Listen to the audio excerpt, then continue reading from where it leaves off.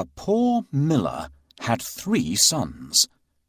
When he died, all that he left behind was a mill, a donkey, and a cat.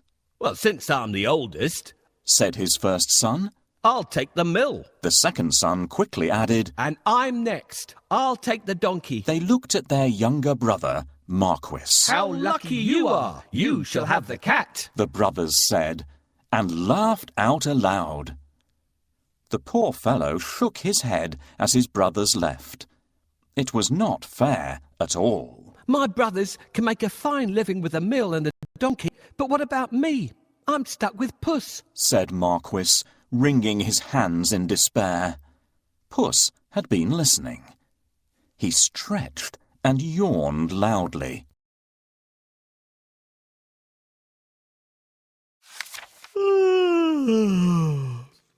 Now, you won't have to worry when I'm around. All I need is a bag and a handsome pair of boots, and I'll be able to take care of us both." "Sure you will," thought Marquis. But to be fair, he had seen Puss use many tricks to catch mice and rats. If nothing else, they wouldn't go hungry.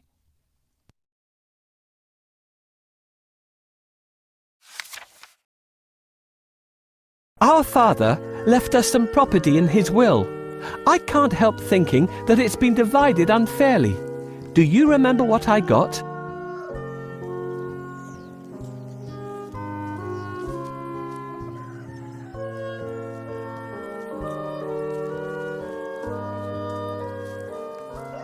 My father has left me this cat.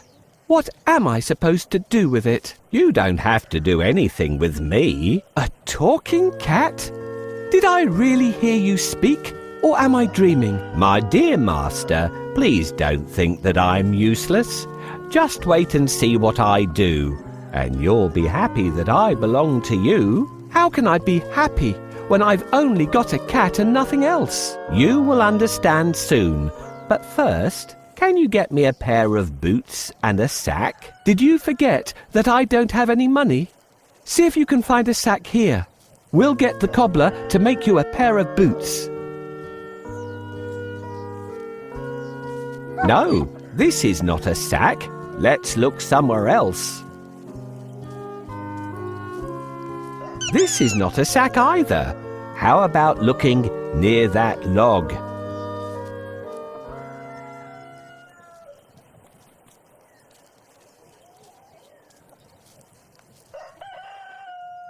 No, this doesn't look like a sack. No, this is not a sack. Let's look somewhere else.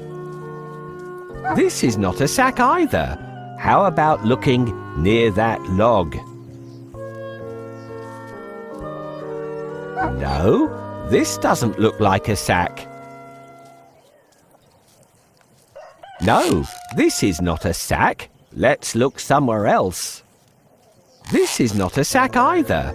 How about looking near that log?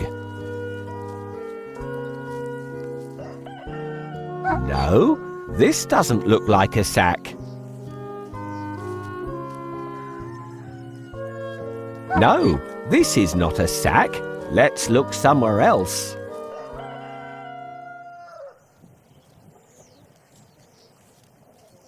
This is not a sack either. No, this doesn't look... This is not a sack either.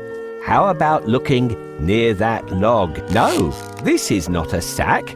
Let's look somewhere else.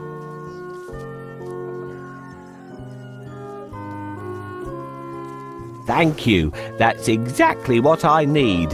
Now that we have the sack, let's go and get a pair of boots from the cobbler. Found a sack? You're a smart fellow. Come, we'll go and see the cobbler. I'll pay him for the boots later.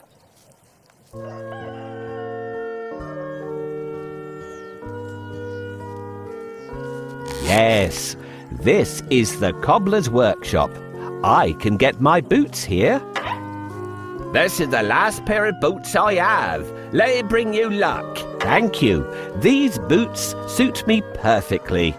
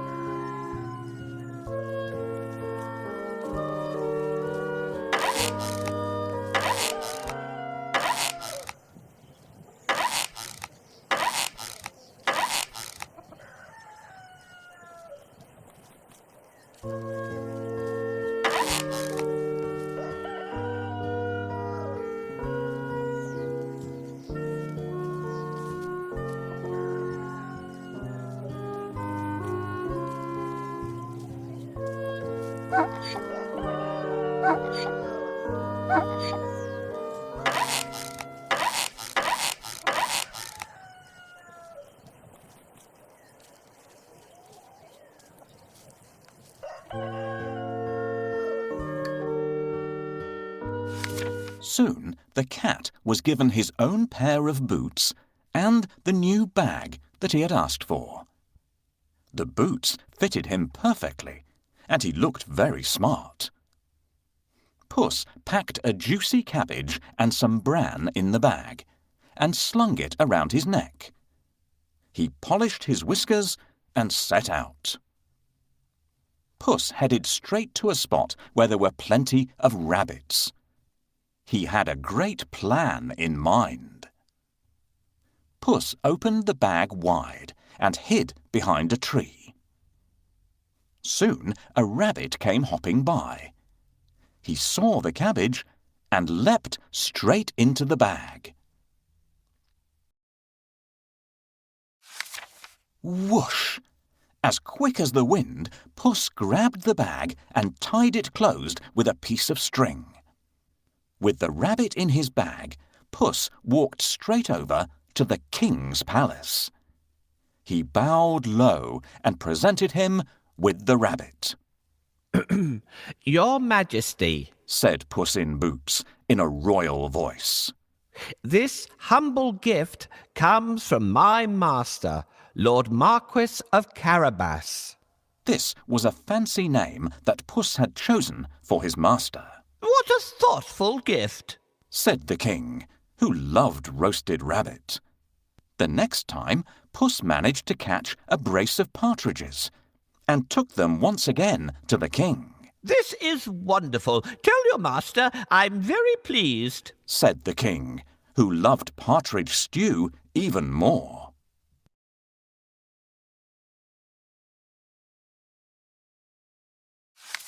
This went on for 2 months. Puss was becoming an expert at catching game, and the king was getting plumper.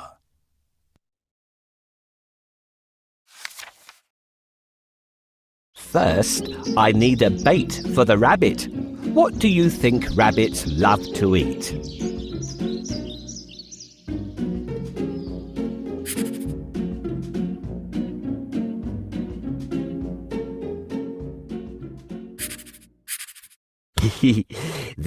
Nope, I don't think the rabbits eat fish.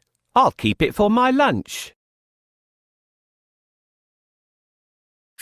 Nope, I don't think the rabbits eat fish.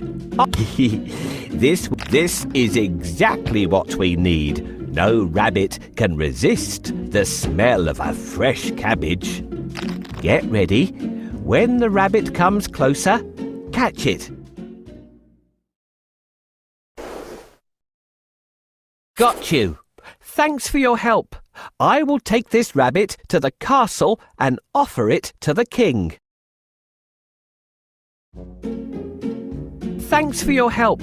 I will take this rabbit to the castle and offer it to the king. Puss knew a lot of things. He was such a clever cat. For instance, He knew just when and where the king would be out riding in his carriage with his daughter. I think that the Marquis and I should go out for a walk today, thought Puss one sunny Saturday. Puss took Marquis down to the riverside and spoke to his master. Today could be your lucky day. If things go to plan, you'll make a fortune, said Puss. Clip, clop, cling, clang. Puss heard the sound of a carriage approaching.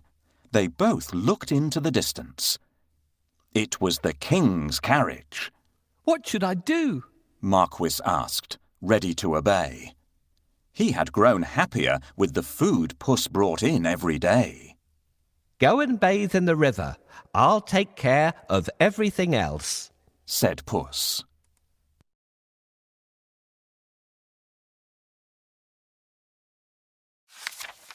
Is that all? cried Marquis. He pulled off his clothes and jumped into the river at once. Splash! Quickly, Puss hid his master's clothes behind a rock.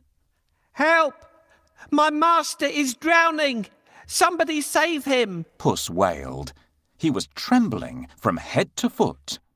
The king recognized Puss at once.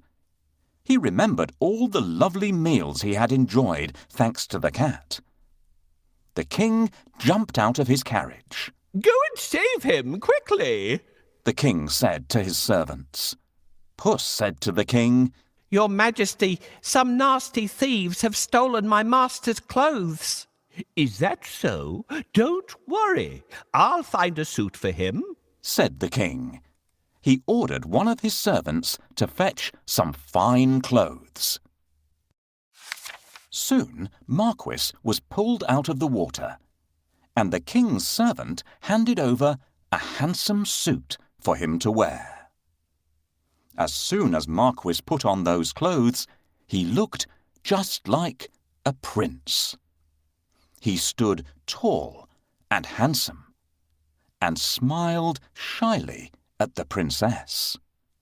Surprise, surprise, the princess fell head over heels in love with Marquis. Master, I have a great idea. All you need to do is go and bathe in the river. I will take care of the rest. Well, all right. That's easy. While he's bathing, I need to hide his clothes. Can you think of a good place to hide them?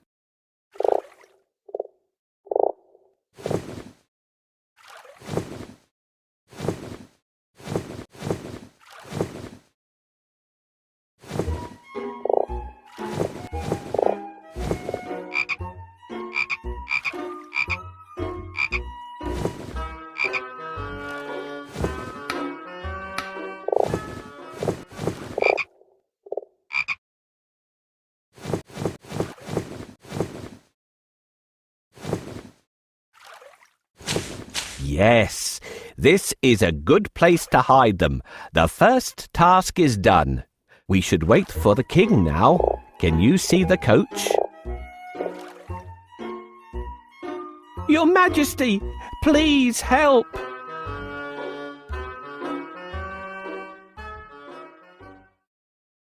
Your Majesty, please help!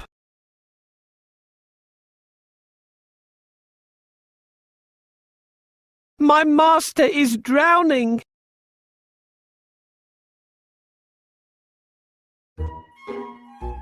Hurry up!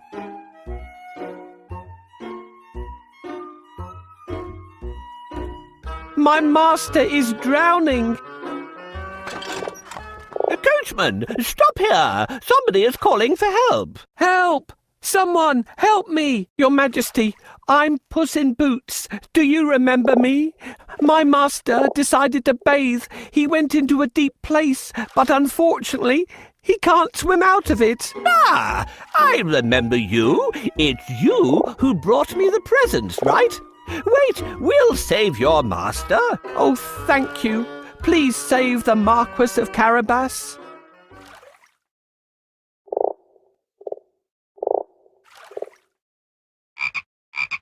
The water might harm my silky fur. I can't get inside and pull him out. I'm sure there is somebody who could save my master. The water might harm my silky fur. I can't get inside. I must pull him out quickly, but I need a stick. Where will I find one?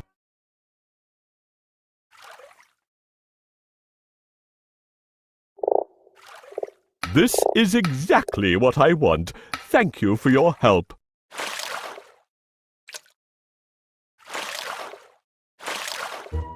Here you are, dear Marquis of Carabas, safe on land again. Your Majesty, while my master was swimming, his wonderful suit has been stolen. Now he has no clothes to wear. I'll order one of the best suits to be sent from the royal cloakroom for your master. Thank you for your help. How can I pay you back? We would be delighted if you could join us on our journey. What do you say? Oh, of course. My master would be pleased to accompany you. Yes, I'd love to take up your offer and get better acquainted with you and your daughter. Then take a seat and let's go. I'm pleased to meet you, dear Marquis of Carabas.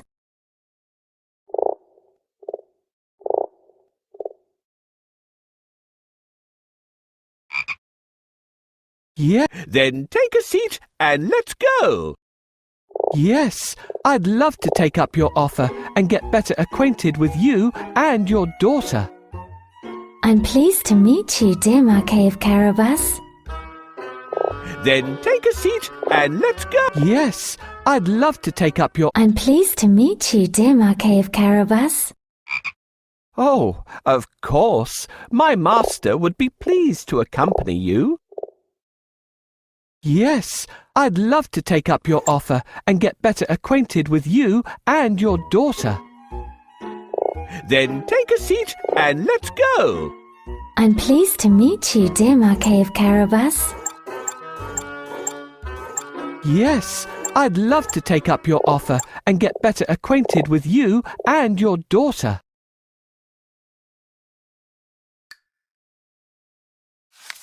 Puss grinned. Things were going just as he had planned. But he had more work to do. If you will excuse me, I'll go and make suitable arrangements to receive our king at the castle. Puss said. Marquis was puzzled because he didn't live in a castle. But he kept quiet. Puss ran ahead and met some men mowing the fields. My good fellows, stop your work and listen. The king is coming this way, and you are all in grave trouble. The only way to save yourselves is to say that these fields belong to the Lord Marquis of Carabas. Puss announced. The mowers looked at Puss in surprise. They were scared. This Lord Marquis must be very powerful, they thought. They agreed to do exactly what the cat said, to save themselves.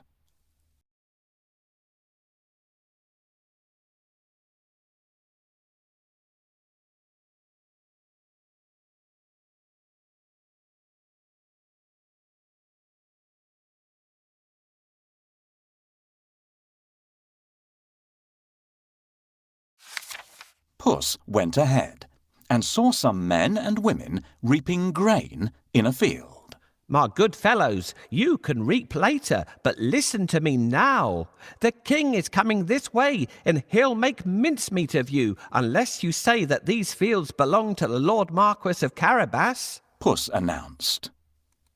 The reapers were very puzzled, but they definitely did not want to become mincemeat. They promised to tell the king that the fields belonged to nobody but Lord Marquis of Carabas.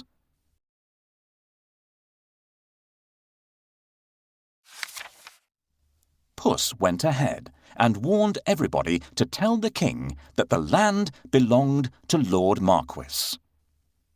The people thought that it wouldn't be right to mess with Lord Marquis. They decided to do exactly what the cat asked. But Puss had still more work to do. Huff, puff. He ran all the way until he reached a huge castle. Can you guess whose castle it was? Yes, the castle and all the lands belonged to a fierce and powerful ogre. But Puss was not scared of the ogre. He knocked at the castle door. Blim, blam. 2 guards opened the door. I'd like to pay my respects to your mighty master, said Puss. The guards knew that the ogre loved anybody who admired him.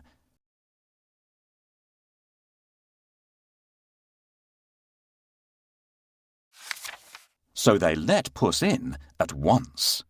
Puss bowed low to the ogre. I have heard much about your great powers. Is it really true that you can transform yourself into any animal you wish? Asked Puss. Even a lion? Watch me, said the ogre. Right before Puss's eyes, he transformed himself into a mighty lion. He roared so fiercely that Puss sprang up the curtains in fright. The ogre laughed loudly. That's amazing, said Puss. but I bet you can't turn yourself into a small creature. That's the most difficult thing in the world. I can, said the ogre. No, it would be impossible for a mighty ogre to turn into something like, for instance, a mouse? Said Puss. Oh, really? Asked the ogre, snapping his fingers. Boom! The ogre became a tiny mouse and scurried across the room. Quick as lightning, Puss pounced on the mouse and ate it in one gulp. Puss licked his lips. He clapped his hands 3 times and summoned all the people living in the castle. The ogre is no more, Puss announced. Will you accept Lord Marquis of Carabas as your master? He is kind and just, good and generous. The guards, maids, cooks, servants, and everyone else in the castle looked at Puss in surprise. But they nodded at once. They had never really liked the ogre anyway. Puss ordered everyone to prepare a feast for Lord Marquis and his very special guest, the King himself.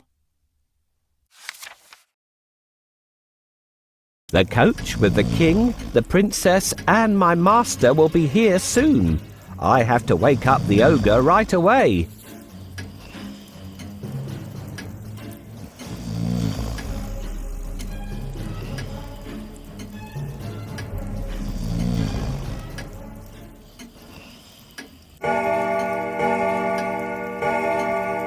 What? Who woke me up? What are you doing here, cat?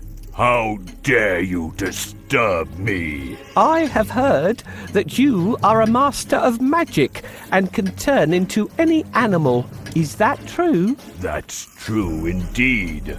I can prove it if you have any doubt. I would like to see. Can you do it? Turn into a lion, please. No problem. Whoa! How scary! Enough! I believe you! I really believe you now! Well, did I prove how great I am? Indeed, indeed. But if I ask you to turn into a tiny mouse, I bet you'll not be able to do it. That's so easy. Watch me. Help me catch this mouse before it turns into an ogre again.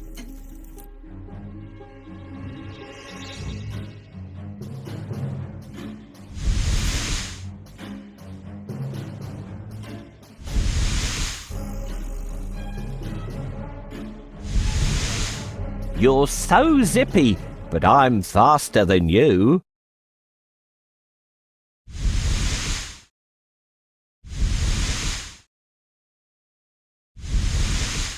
You can't hide from me. Here I come.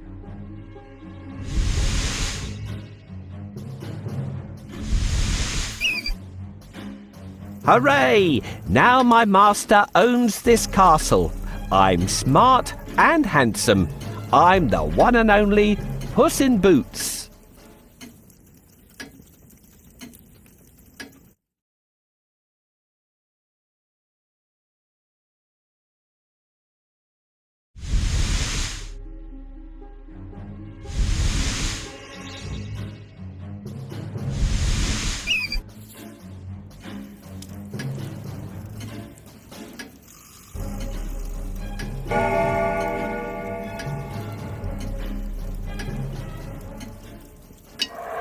Hooray! Now my master owns this castle. I'm smart and handsome.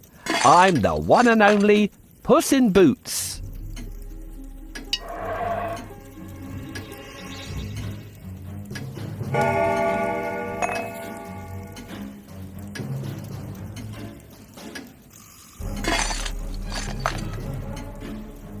Hooray! Now my master owns this castle. Meanwhile, the king travelled through the countryside, speaking to the people. He was very surprised to learn that almost all the land around him belonged to the young man by his side. When the king's coach finally reached the castle, Puss ran out to welcome them. Welcome to our humble abode, Puss said to the king. The king gulped. The castle was bigger and even more stunning than his own. Puss led them straight to the huge dining hall. The table groaned with the weight of roast chicken, rabbit stew, mince pies, smoked duck, and hundreds of other dishes. The king was in seventh heaven. After eating the great feast and sipping the finest wine he had ever tasted, the king said, My dear Lord Marquis, I'd be delighted if you would marry my only daughter.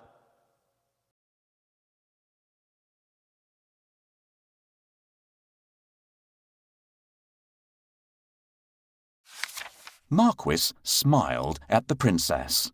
I will if the princess wishes to live with me, said Marquis shyly. The princess was so happy that she wanted to dance all around the castle. She blushed in delight and nodded. They married and lived happily ever after.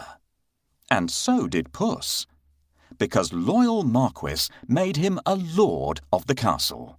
Puss enjoyed great feasts every day and did not go after rats or mice any more, except now and then, when he wanted some fun.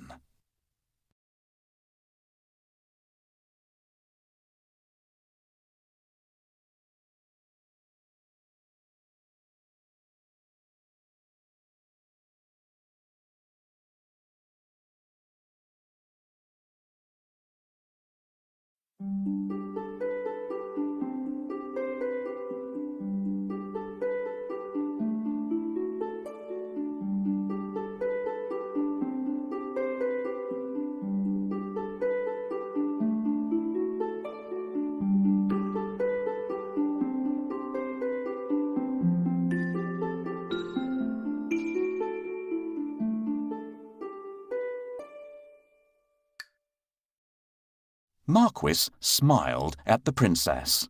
I will if the princess wishes to live with me, said Marquis shyly. The princess was so happy that she wanted to dance all around the castle. She blushed in delight and nodded. They married and lived happily ever after. And so did Puss, because loyal Marquis made him a lord of the castle. Puss enjoyed great feasts every day, and did not go after rats or mice any more, except now and then, when he wanted some fun.